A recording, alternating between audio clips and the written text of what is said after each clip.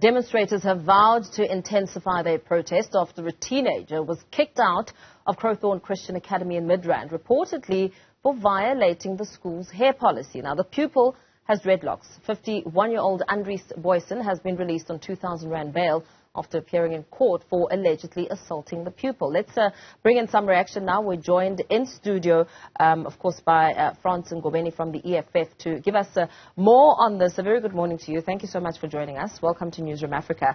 You joined some parents outside the school to ventilate your frustrations. Talk to us about some of these frustrations as you went out there and protested. Okay, thank you very much, and good morning to the viewers. The EFF has taken a position that it's anti-discrimination or any racial discrimination of anybody, regardless of their skin color. And it was brought to our attention that there was a student, a learner, who was manhandled by a male racist guy who have no interest or regard for our constitution. And it is for that reason we went there, because we are against any form of discrimination. And it is very saddening that, to this date, we still have discussions about racial discrimination. Yeah. And it's very disturbing, because what we have seen through the videos, it's uncalled for. And black people go through a lot. And if you can check, the issues that have been raised, that this kid has violated the policy, her policy. These policies are anti-black people. If you check properly, if you go through, it's these acts that have been, drafted during the apartheid regime, even the Act of 1996. It doesn't speak about white people, because generally it doesn't affect them. It affects our black child, like, our natural hair, it's a true reflection of who we are, culturally and otherwise. It's us. If you check, when they speak about Afro, when they speak about dreadlocks, they are speaking about our hair. They're not speaking about the other race. And that is where we come from. And these regulations are made to oppress and to continue perpetuate racial discrimination, right? So there is why really bothered with the matter in terms of whether it's policy or whatever. But the guy, if you have read properly, he is not even responsible for the school operations. Yeah. It's the wife that is running the school as a principal. And if you see, you check and go through it, you'll realize that, in fact, the father was called, the husband was called by the principal to come and get rid of the mother and this young lady. Yeah, you're speaking about 51-year-old Andries Booysen, who's since been released on bail of 2,000 Rand. I mean, yes. How would you like to see this court matter panning out, in your view? No, it's meaningless. By the way, this guy behaves like God. I mean, even when he was reprimanded for his behavior, he had made it very clear that he is not scared. They are wasting time for opening these cases. And we know how our law system operates. It takes time to address such, national matters of racism. That is why we have taken a position that outside everything that we have tried in terms of legality and all that, we are still going to demonstrate.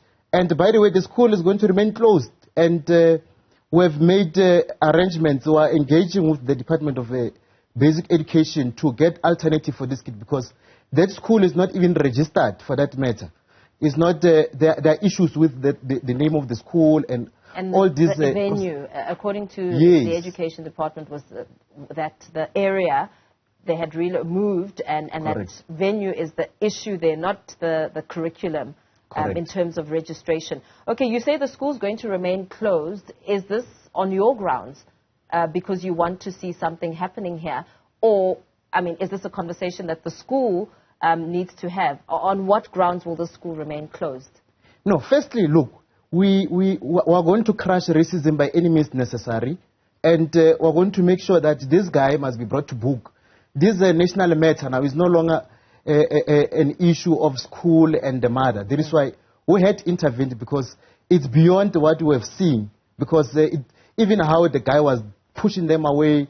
This is the same man. By the way, when we arrived there, even the workers, they are complaining about him, how he harasses them, but they are scared to disclose themselves because they are scared to lose their jobs.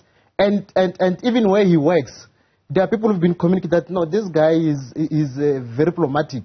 So that is why we've taken a position that we are going to even visit him where he works. We're going to engage his employers that they need to take action, because racism in its nature, it's evil.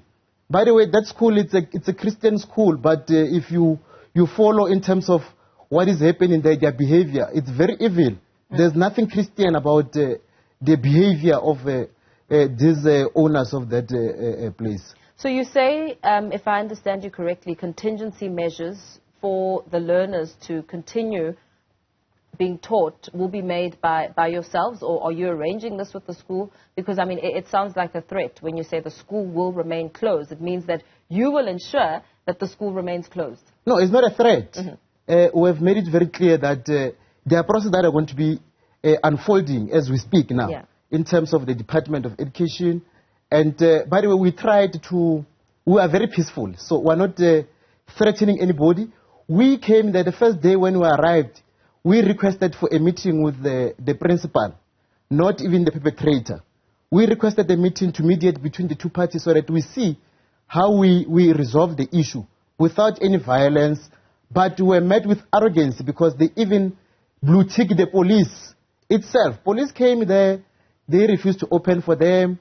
They were just roaming around there like people who are lost. So that's what we are dealing with. And we are very peaceful. We have tried. You have seen with the previous incident that happened that speaks about racism, your cliques, right? What happened is that there was an apology, and there was also some certain things that had agreed upon in terms of what they will be doing for community services as form of apology.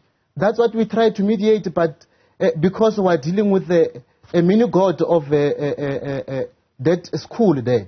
It's very arrogant. They don't want to be engaged.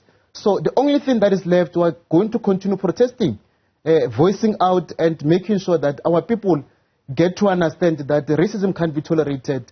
We have learned it from our Steve Biko.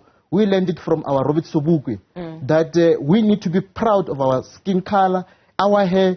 It reflects us. So that is why we're in this mess, because of people who don't want to appreciate who we are. Are you working with the parents? Are you going out there as a political party without the parents' support and trying to chart a way forward? Because, I mean, it's concerning looking at the time of the year. It's an important term. Children need to be in school as this matter progresses. And also, you didn't answer my question about the contingency measures, that you'll ensure that learning continues while you say the school will remain closed. How are you going to do that? No, correct. That is why if you had listened to me properly, I had alluded that what we'll be doing, it's a communication between us and the Department of Basic Education in ensuring that there are amicable solutions in the meantime as they are dealing with the legality in terms of the place, the name changing and all that, right? So, and that speaks on what measures are we taking now, right? And it's very clear, we're not anti-education. By the way, it's part of our policy that our people our learners and students must learn for free, right? So that's what we've always been advocating for, right? So there's no issue in terms of where I want to shut down because we're doing it for our own sake. By the way, we've been with the parents, even the mother of this kid who have always been together every day. What have they had to say? The parents, what are they saying? What's the general sentiment? No, they are frustrated, like everybody. And you can imagine the trauma that they've been going through. I mean, everybody's speaking about the case, how they were humiliated. And even other parents, they are part and parcel of whatever that we are doing. Every day in the morning they come, they also appreciate whatever that we are doing in terms of the whole issue. Okay, very well. Thank you so much. Thanks for coming to studio. All the best to you. Frans Ngobeni from the EFF, just reacting to the Crowthorne Christian Academy. Of course, that video that caused outrage as soon as it went viral of the learner being attacked there. Of course, this matter is, of course, with the police. We know that the 51-year-old Andries Booysen has since been released on bail of 2,000 rand.